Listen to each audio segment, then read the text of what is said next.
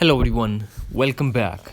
If the Shazam app is not working on your iPhone after or before iOS update, then do these possible fixes on your iPhone and iPad. So, without wasting any time, let's get started, and before start, please do like, share and subscribe. First of all, we are going to launch settings, scroll find and tap on accessibility and tap on text display and text size. Now we have to turn off bold text.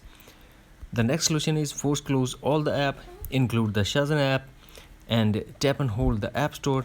Now tap on updates and check the list. Is there is any update available for Shazam? Then update the Shazam app.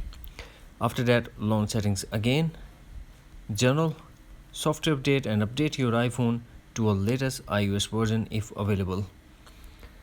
Finally, what we have to do, force close all the apps that are running in the background and force restart your iPhone according to your iPhone model.